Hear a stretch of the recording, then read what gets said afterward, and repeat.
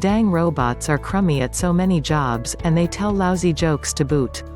In 2 new studies, these were common biases human participants held toward robots.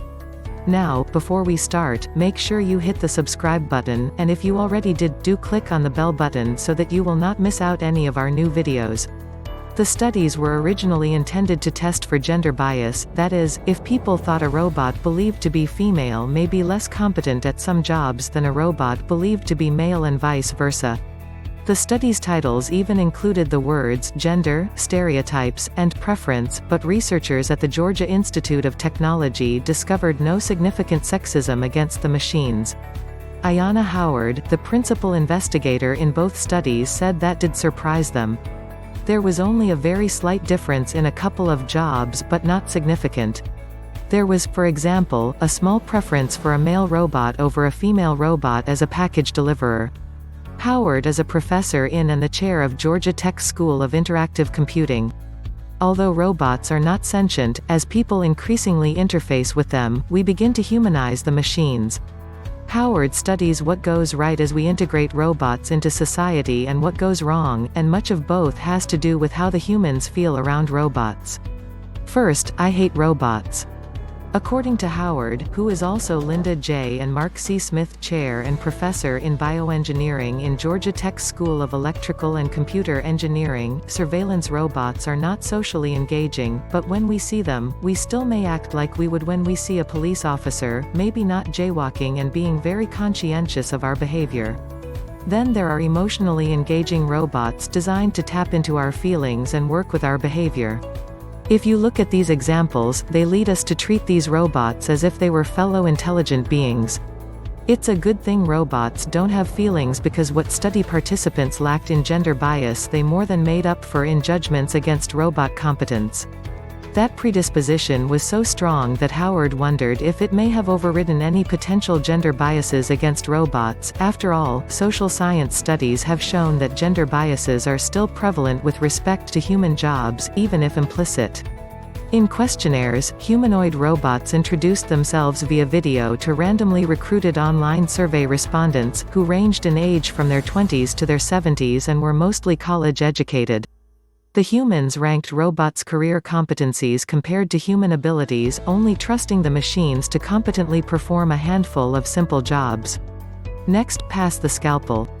Howard said the results baffled them because the things that people thought robots were less able to do were things that they do well.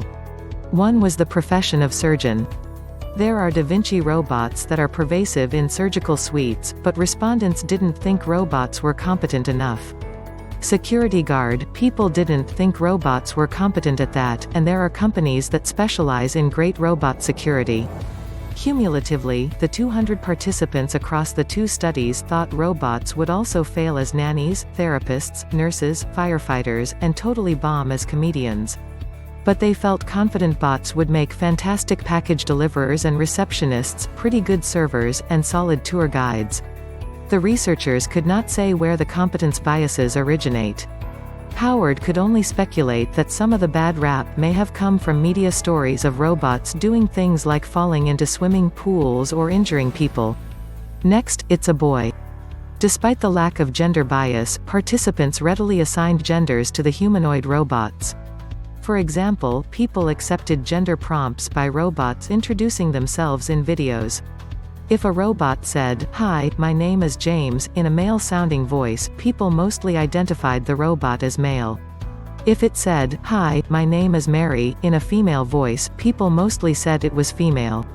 Some robots greeted people by saying, "Hi," in a neutral-sounding voice, and still, most participants assigned the robot a gender.